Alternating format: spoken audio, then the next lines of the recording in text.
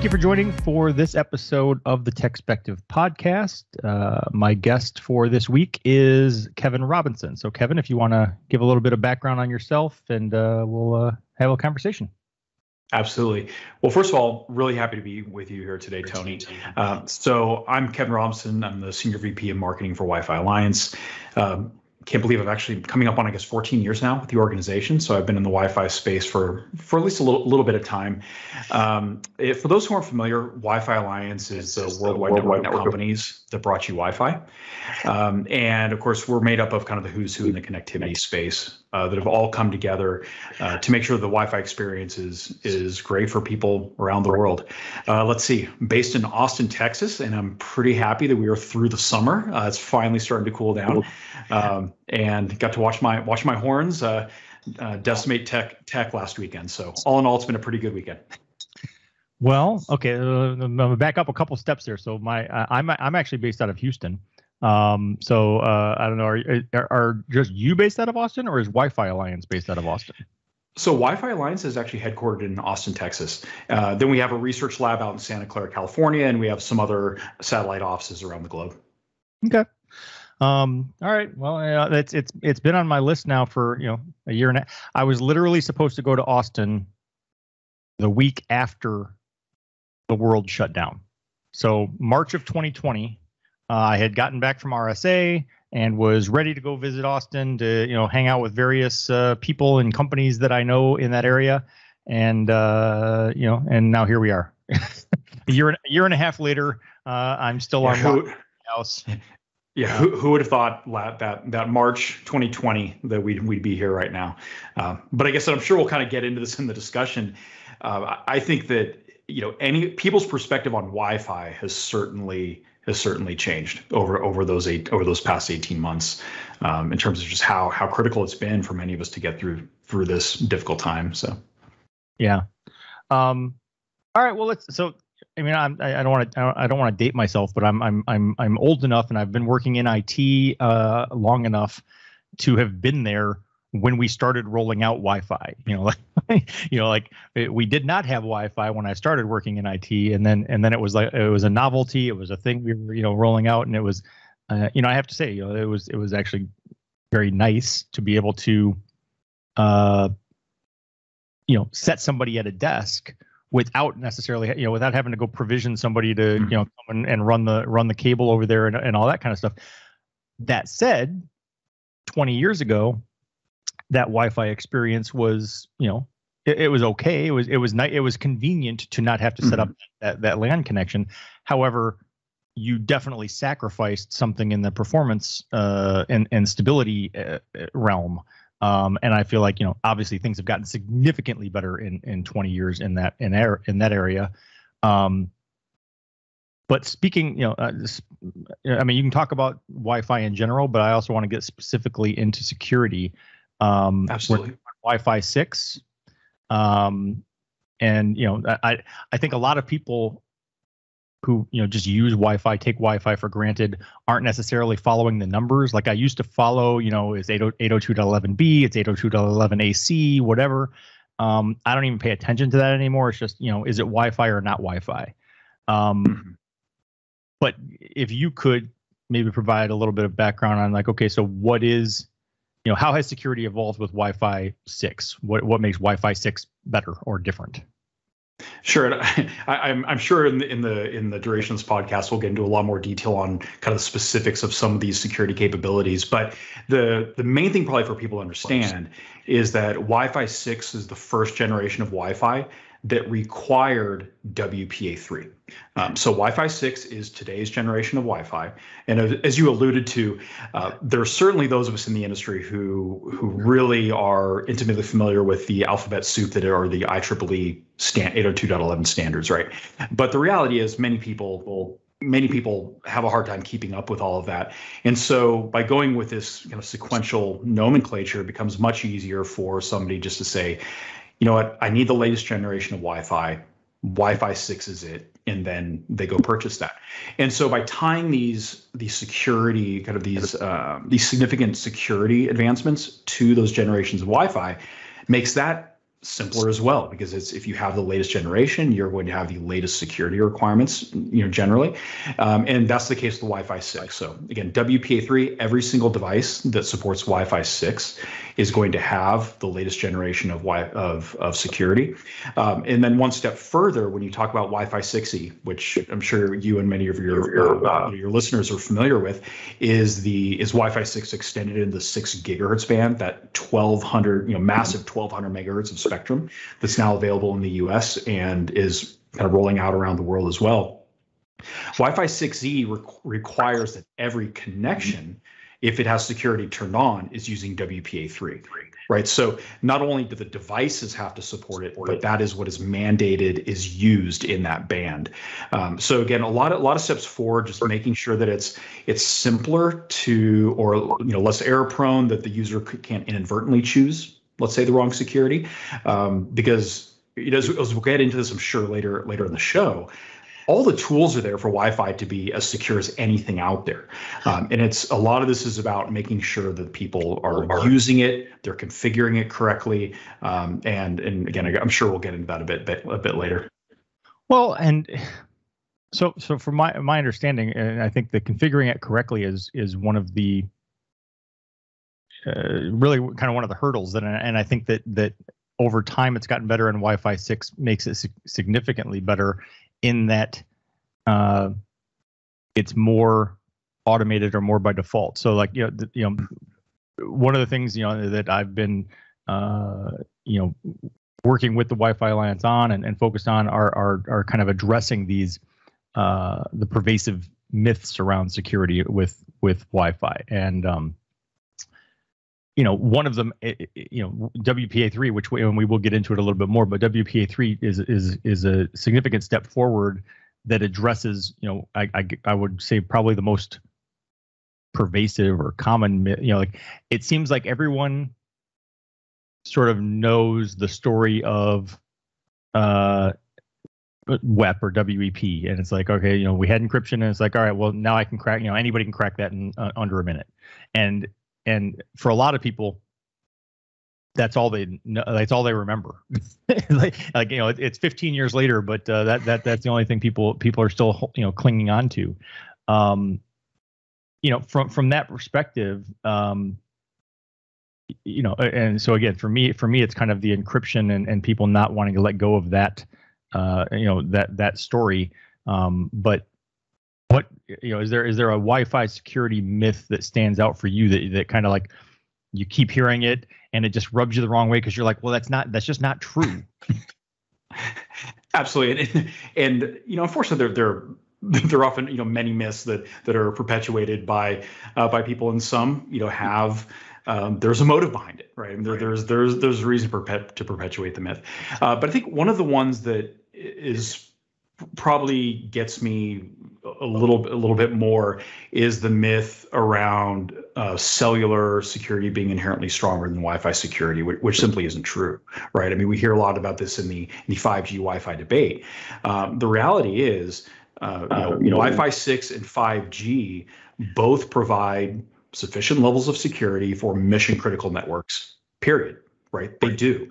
They may approach things slightly differently, but again, the reality is they are comparably secure and perfectly sufficient for just about any deployment environment that you can imagine. And even to the point where Wi-Fi right now has incorporated elements of like the commercial national security algorithms, right? So these are the approved algorithms that can be used for, incredibly secure environments, top secret level in governmental agencies, and Wi-Fi supports that in our 192-bit encryption level and in WPA3 Enterprise.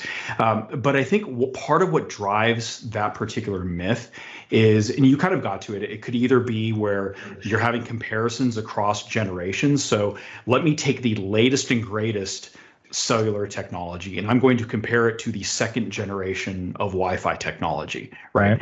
Or of security. But when you start doing a true like-to-like comparison, whether that is in an enterprise environment where you have, or even in an environment where you're doing cellular offload to Wi-Fi, in that latter case, you can have both devices are using SIM credentials to authenticate to the network. They're hardware-based credentials. They're authenticating to the network. They're authenticating back to the operator's network, and they are getting very strong over-the-air security as well. But again, it's when you do those like-to-like comparisons, it becomes very clear that Wi-Fi has strong security. But people may be considering, let's say, deployment models that cellular can't even enable today. But Wi-Fi does have that flexibility. It has a diverse set of tools. But it's important to use the right tools for the right job. And when you do that, you're in a really good place. So let me tell you, I got two points on that. Number one is, and again, this is somewhat outdated, and so this is part of dealing with these myths and trying to get people on board with like, well, what's the current situation of Wi-Fi? But at one point, one of the issues was, okay, great, I've got the latest Wi-Fi. Mine is set up with, WPA2, but as long as it was auto negotiating and falling back, and to whatever, it was kind of falling back to like, well, what's the highest level of encryption that all of the devices in this network path can communicate on. So it's like, well, you never really knew, am I really a WPA2 or did I end up falling back to WEP because that was, what I connected to. Mm-hmm. So that's one aspect. And then the other one is, and speaking from, my own, personal use, is if I'm home, I mean, I'm always on Wi-Fi. I'm not using cellular connections at home, but, pre-COVID, I used to, frequently go hang out at like, say, a Starbucks. Mm-hmm. And, one of the benefits of going to a Starbucks is they've got free Wi-Fi. It's pretty fast free Wi-Fi. But I admittedly would, if I was going to say log into my bank or do anything like that, I would go to my personal hotspot from my cell phone because I didn't want to be on the shared network at Starbucks where traffic could possibly be intercepted by someone else on the network.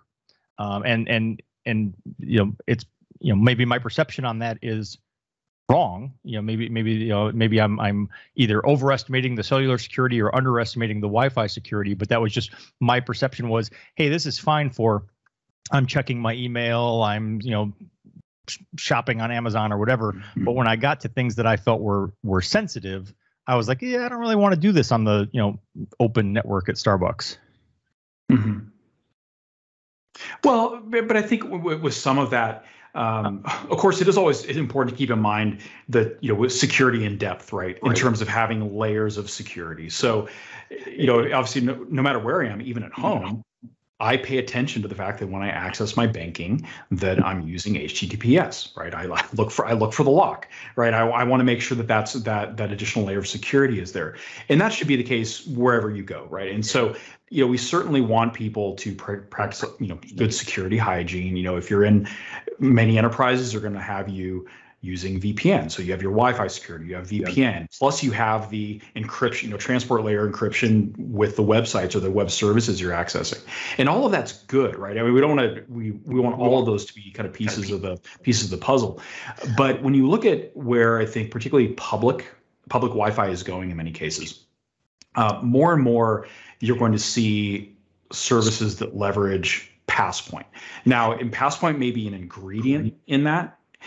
For example, the Open Roaming Initiative that has Passpoint underlying it. And there are examples of AT&T doing deployments in downtown Austin that are Open Roaming, Passpoint based, and your phone is going to automatically jump onto that network, use enterprise class security, and it is equally secure to a cellular or any enterprise connection, right? That's what you're going to get, and it requires no additional intervention of the user. It's going to use the credentials that are in the SIM card on my phone.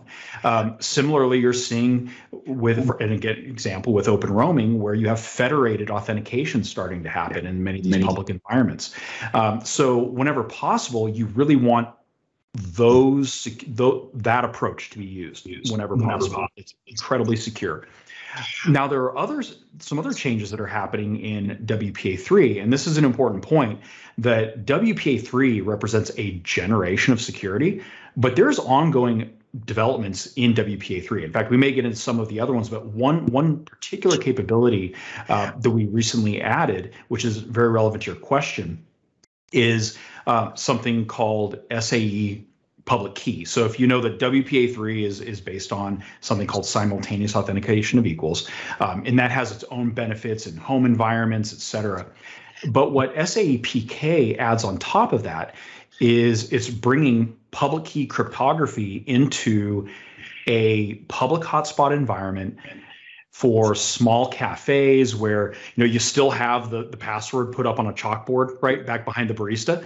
So it's that type of user experience. People are already used to it, but that password actually incorporates essentially a signature for the public key that AP is using. So even though you're typing in a basic password, what the client device is actually doing is it is authenticating to the AP. That AP has a public key, just like a website might, with HTTPS, and the client is able to in fact authenticate that it is talking to the right AP, all through typing in a simple password. And so that gives an incredibly increased level of security to avoid things like evil twin attacks that could lead to something like man in the middle, right? Right. Well, and yeah, that was actually kind of where I was going to go next anyway, which is WPA3. So you had WEP, you had WPA, both had issues. WPA2 I think was kind of the first one that was like, all right, this is pretty strong, pretty stable. We can trust WPA2, but WPA3 does add a lot. So like you said, with the SAE-PK,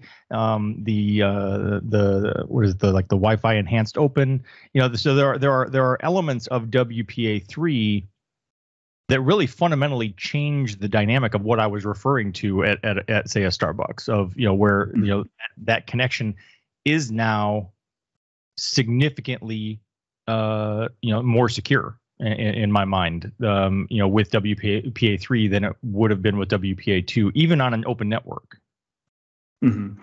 Exactly, and of course, again, whenever possible, you want to be using an authenticated network. But the reality is, there are deployment models. There's reasons that network managers will make a decision around open networks.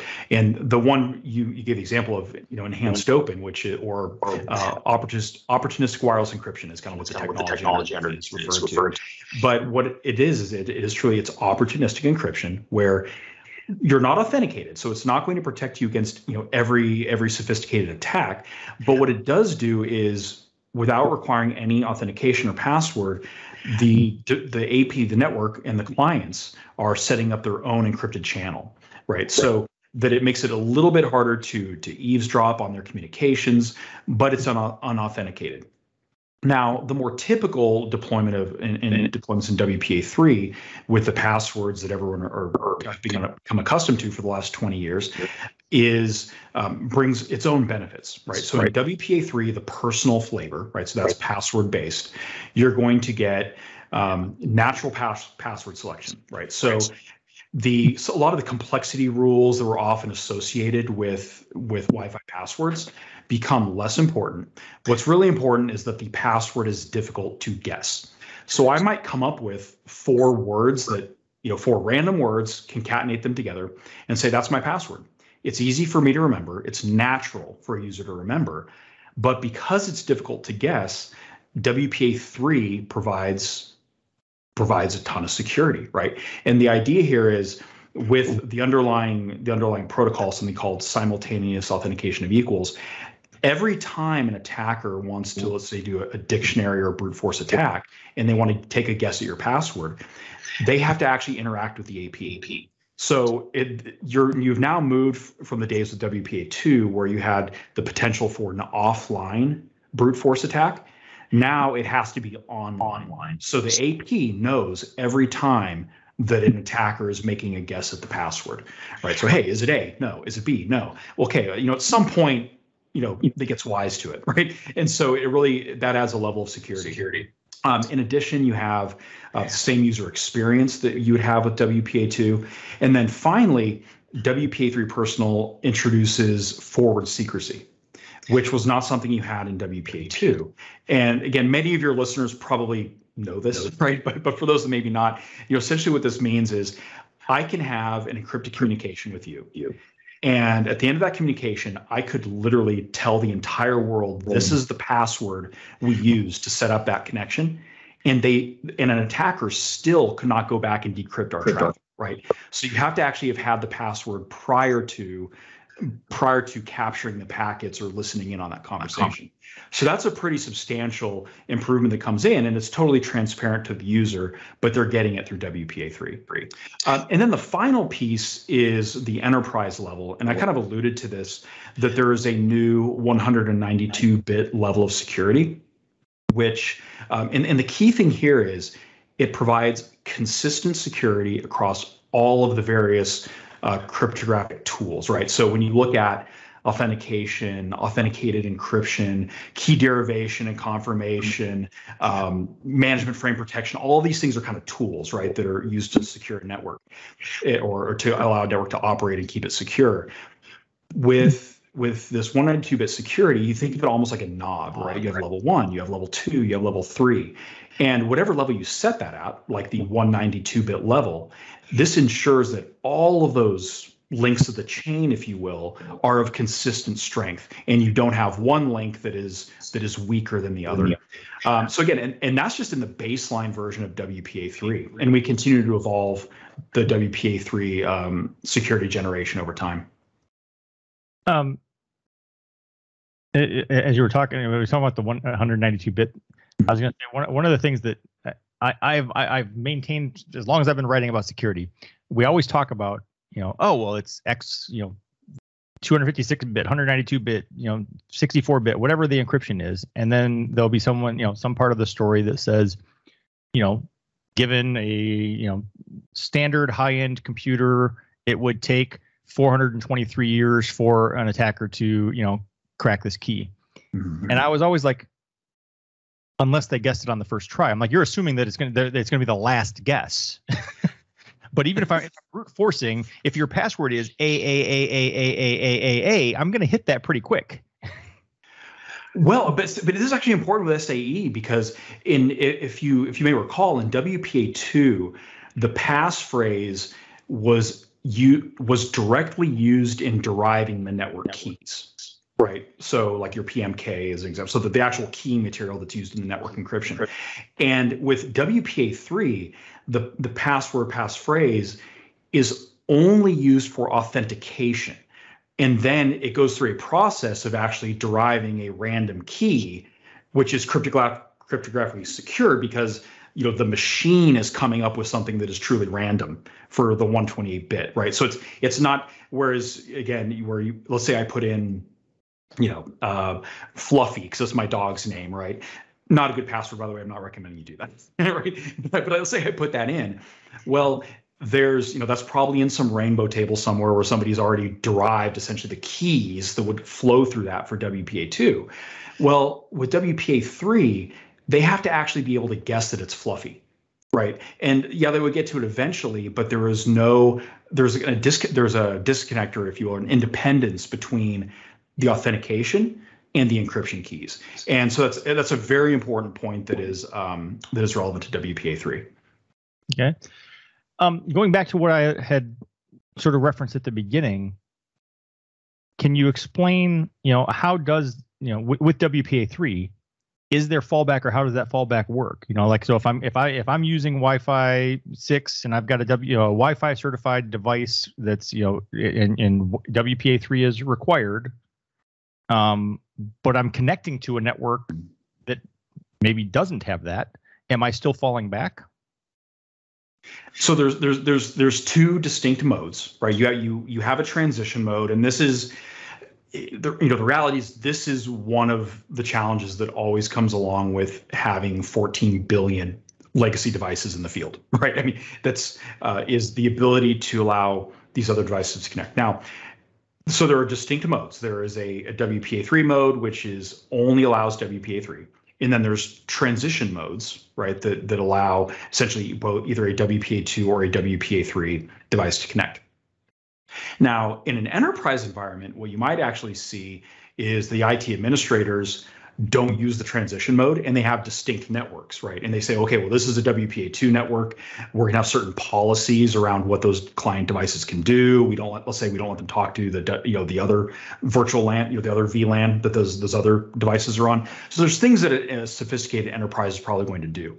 Now, but one of the things that WPA3 has now is it's called essentially transition disable. But essentially, if you're familiar with like HTTP strict transport security, that concept in web, right, where essentially a website will communicate that every page you ever get from that site is going to be HTTPS. You have that same type of capability with a WPA3 network. So once you as an administrator, whether this is at home or in an enterprise environment, know that your devices are all WPA3 capable, you flip this on, and the first time that those devices connect to the network, they see this and they say, aha, I will never connect to this network again using WPA2 because it has now been disabled. And in fact, they actually save that in the network profile. And so if an attacker, let's say, came up and said, I'm going to put up an evil twin and I'm going to enable WPA2 on that AP, and I'm going to use that to try and downgrade attack those clients, they're going to say, no, the network already told me that I should never use WPA2 again, and so I'm not going to connect to you. So yes, it's one of those kind of necessary things that often you have to have these transition modes, but then we also have mechanisms to essentially turn off that transition capability. Right. No, and and I can relate to that. I mean, so like this goes back a ways because this hasn't come up recently, but in the traditional historical, Windows versus Mac, Microsoft versus Apple, debates, it would always come up like that Microsoft would come out with a new version of Windows, and it would still have these like legacy things in it that were that we were already complaining about, and it's like, well, why'd you leave that in there? And then Apple would come along and say, hey, you know what? We're no longer supporting PowerPC. We've drawn a line in the sand. Too bad, so sad. Your thing no longer works. And I was always like, yeah, see, Apple could get away with that, because they had a much smaller base to play with. I mean, like Microsoft can't just draw a line in the sand and say, hey, you know what? None of you can connect anymore. and Wi-Fi is sort of in the same boat. I mean, I've got, I can't actually. I could tell you. I could go into my Eero settings right now and tell you how many devices are connected in my house. But when I do look at it, I'm generally blown away because it's like, yes, I know my computer is connected. I know my phone is connected. My wife's computer, my daughter's computer and phone. So those things off the top of my head, I'm like, yes, I know of those things. And then you look at the list and you see like, oh yeah, well also my TVs and my refrigerator and my, my Nest cameras. And it's like, all of a sudden I've got 70 devices, connected to my Wi-Fi network, even though if you had asked me off the top of my head, I would have listed like, 10. Mm-hmm. Right. There's all those little things that you don't necessarily think about that are connected to your Wi-Fi network. I think one of the great things about Wi-Fi as a technology and it's, 20 plus years that it's been around is it really puts a lot of those choices in the network owner, whether that's me at home, you at home, whether that's an enterprise. At the end of the day, it's your call when you upgrade devices. There's very little forced obsolescence, right? But then, but kind of coupled with that, there's the work that happens on, okay, how do we maintain backward compatibility? How do we do it securely? How do we do it efficiently? And where there are kind of demarcation lines where it makes sense to be able to kind of draw a line in the sand, the industry is going to help do that. And I think Wi-Fi 6E, I mentioned this earlier, is actually a good example of that, where the industry said, okay, this is greenfield spectrum for Wi-Fi, right? 1200 megahertz. What type of legacy or backwards compatibility are we going to bring into that band? And the answer was very little. right? So if you look at the 6 gigahertz band, it's Wi-Fi 6 only. You are not going to have legacy support for Wi-Fi 4 and 5 because those devices don't exist in the band, right? It's not necessary. We're only bringing WPA3 into the 6 gigahertz band. Why? Because every 6 gigahertz device, every Wi-Fi 6E device has the capability. You don't need the backwards interoperability. So wherever possible, of course, you want to raise the bar on security, you want to raise the bar on performance and efficiency, but then you also need to have the tools in place for those environments where you do truly have a need. I know one of those we always heard about is, there are, as an example, like barcode scanners that are in some warehouses that will have, a decade's lifespan. And that's a reality, right? And so one of the great challenges for the industry, again, is how do we make those trade-offs? How do we provide the right tools to the network administrators that when they want to make the move, they can make the move and they can do it securely? Okay. Switching a little bit off of the security aspect, I would like I said, I was talking about being around when we were rolling out Wi-Fi in the first place, and that obviously there was a trade-off. I had a 100 megabit per second LAN, and I was connecting people at 10 megabits per second on their Wi-Fi, and as new 802.11 standards rolled out, that kept getting faster and faster.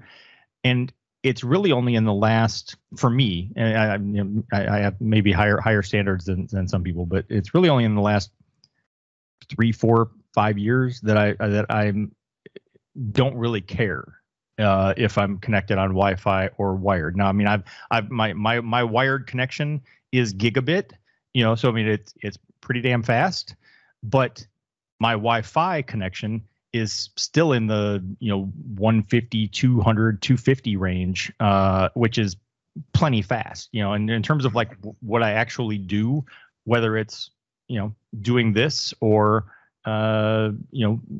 watching Hulu or whatever I'm doing, I no longer am really concerned about that difference in speed. Like, Wi-Fi for me finally got to the point where it's like, all right, it's just as good. I don't have to consider the trade-off anymore. Mm-hmm. No, absolutely, and I think that you're especially seeing this in service providers, right? And fixed service providers, where as they're moving to gigabit speeds and ultimately looking to 10 gigabit in the home, right? They're seeing that Wi-Fi, with a lot of the developments we're having, can deliver essentially the full capacity of what they're bringing into the home into every square foot of the home, right? It's whether that's using, let's say, multi-AP solutions are able to do that. In some cases, if you have you may be using a combination of wired and wireless, but no matter what type of environment you're in, you're with things like Wi-Fi 6, with coming of Wi-Fi 6E, again, multi-AP architectures for the Wi-Fi networks, you are going to be able to deliver that, gigabit. If it's coming into your house, you're going to get it in every device. My smartphone right here, it's getting 900 plus megabit per second, right? Now, unfortunately, my coming into my home, I'm only sitting at 200. So my in-home transfers are going to be running at that higher speed. But I am able to get the full benefit of whatever I'm paying my service provider for, wherever I am in my home, to include in my backyard. And that's, that truly is kind of the freedom to do whatever you want, wherever you want, because of the advancements we've seen in Wi-Fi. Yeah.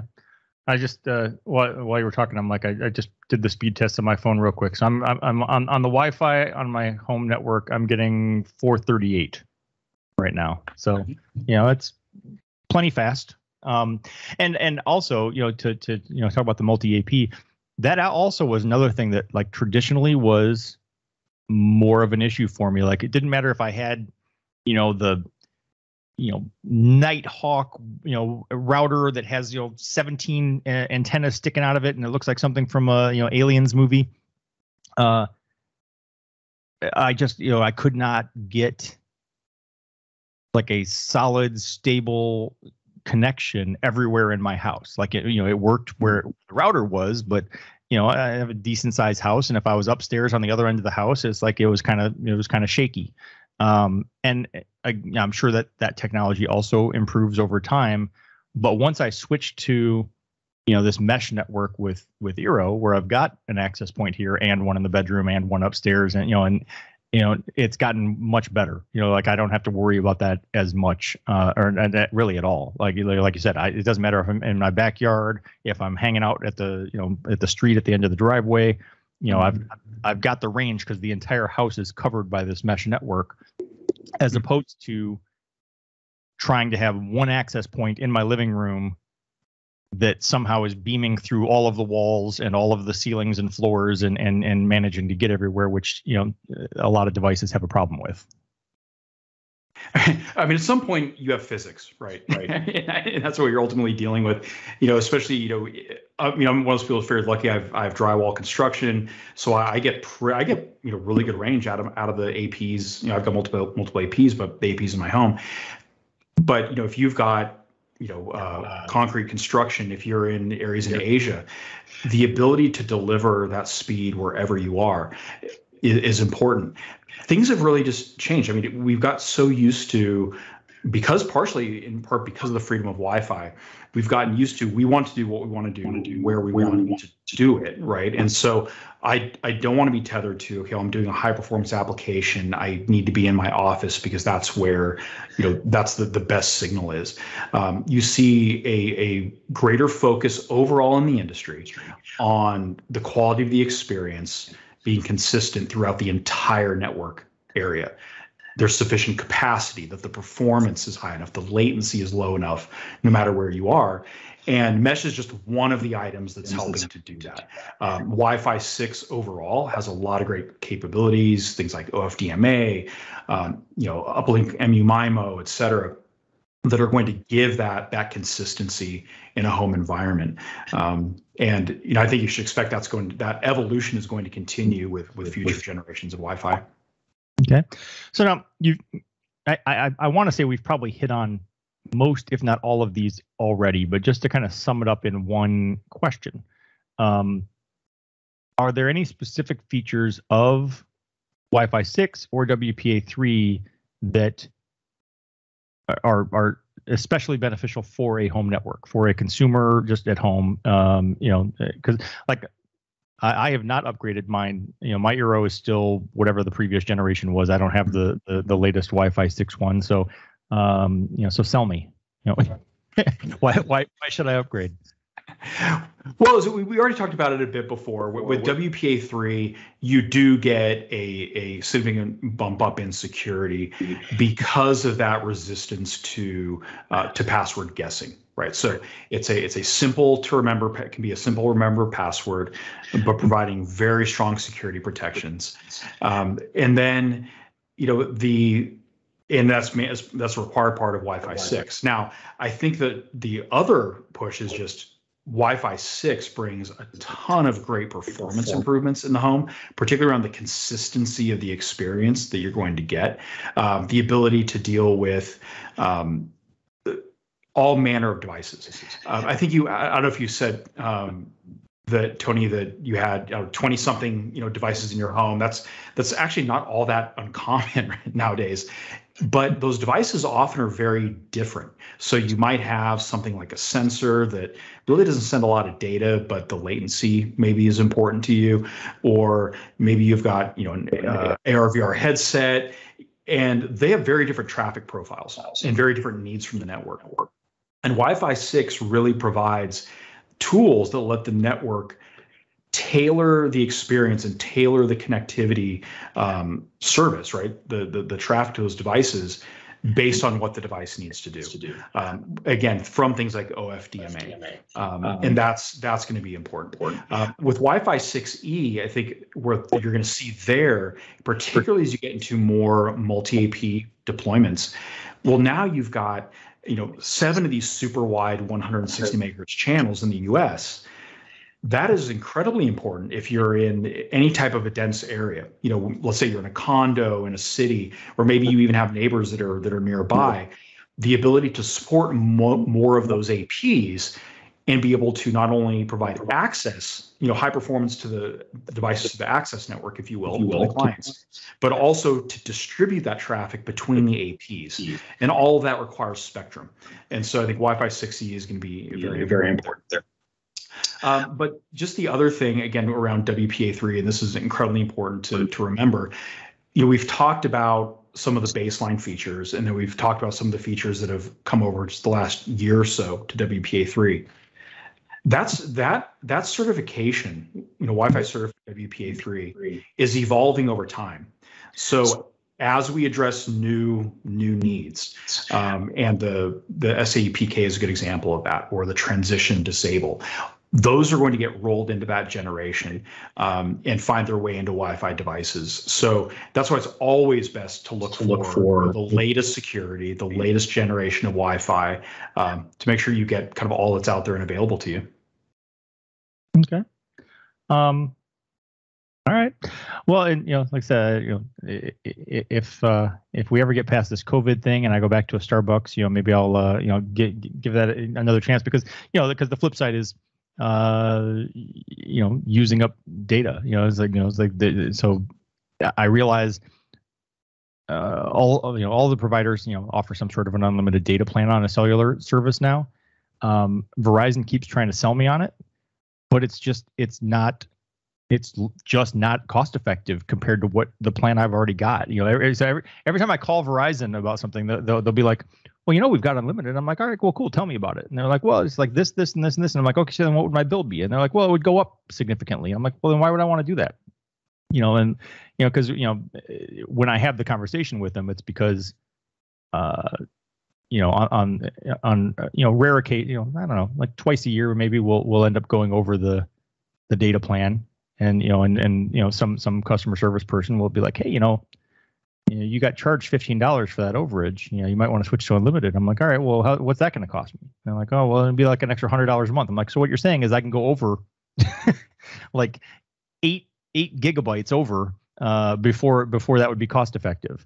So bottom line is I'm not sold on the unlimited, at least not what Verizon's offering me, and I have a vested interest in not using my phone as a personal hotspot, from that perspective, especially because now a lot of what I'm doing, whether it's here, whether it's at a Starbucks, no matter where it is this. I'm streaming video. I'm doing video, whether I'm either in a meeting like you and I are right now, or streaming Netflix, streaming Hulu, whatever. It's video streaming, and I'm consuming significantly more data than I would have been, say, 3, 4, 5 years ago.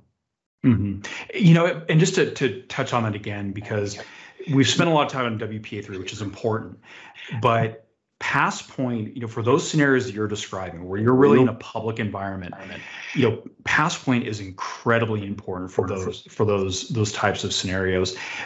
It's in every major OS, right? I mean, all your phone OSs have it.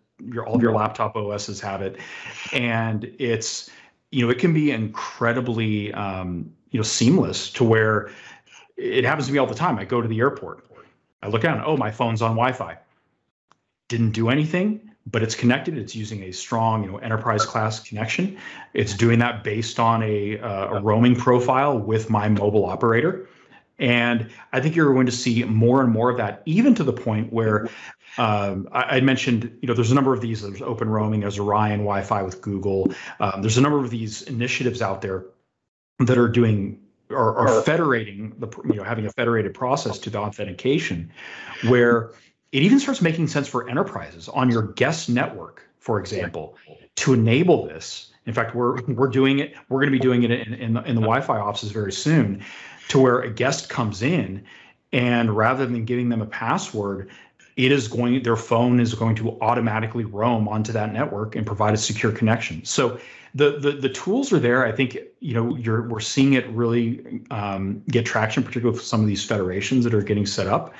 And I think the vision definitely long term is you really don't want any unauthenticated connections. You know, you want everyone having strong security, whether it's using something like Passpoint or whether it's using this new capability in WPA3 with the SAE PK that gives you the same type of protections, but with a password that's up on a chalkboard, for example.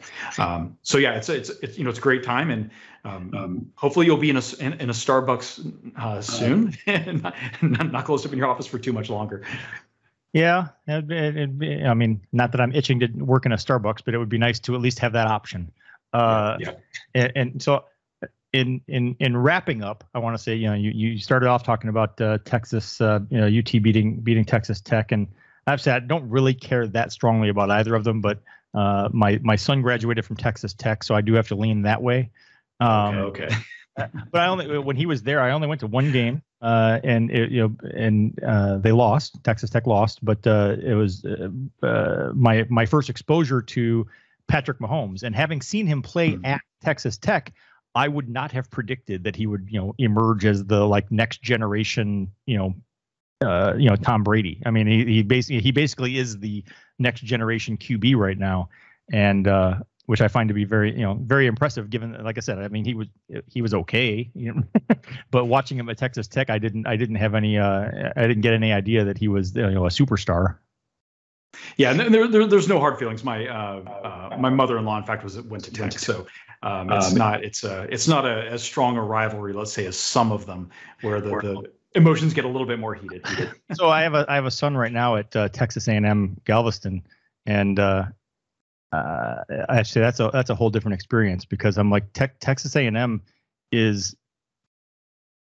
I mean, every college has, like, you know, there's a loyal base, you know. I mean, I'm from Michigan. I only went to U of M like, you know, a semester and a half, but I consider that to be my alma mater, you know. So I'm a loyal Michigan fan, but I'm like, Texas A&M is like a cult. They've gone beyond like you're just loyal to your school to like there are so many of just weird rituals and stuff, and I'm just like, okay, what are you guys doing? Like, you're supposed to just be getting an education. Why are there, like, you know, weird cult rituals going on? So it's a unique experience at A&M. But anyway, I mean, do you have any other? You know, is there anything we didn't hit on as it relates to Wi-Fi or WPA3 that you wanna you know, wrap up with? I don't think so. I mean, I think we hit all the main points, and I guess just in closing, just reiterating how important it is for users to be looking for the latest generation of Wi-Fi, the latest generation of Wi-Fi security, and lastly, but equally important, that they're getting Wi-Fi certified gear, because a lot of things we're talking about in terms of, you know, requirements and what are we requiring devices to do in their behaviors, that's really validated through Wi-Fi certified. And so whether it's for your home, whether it's for the enterprise, looking for that really does ensure that you're having the latest, greatest protections in your devices. Okay. All right. Well, you know, I guess I'll go take a look at you know, what's the new Eero going to cost me, and see if I want to make that upgrade. But yeah, it seems like it might be a worthwhile investment. So yeah, I want to, you know, thank you for taking the time to join me, and it was a good conversation. Absolutely, it's been a pleasure to be here, Tony. I appreciate you investing your time to listen to the podcast, but I also invite you to engage on social media. Please go like our Facebook page and follow at TechSpective on Twitter and Instagram.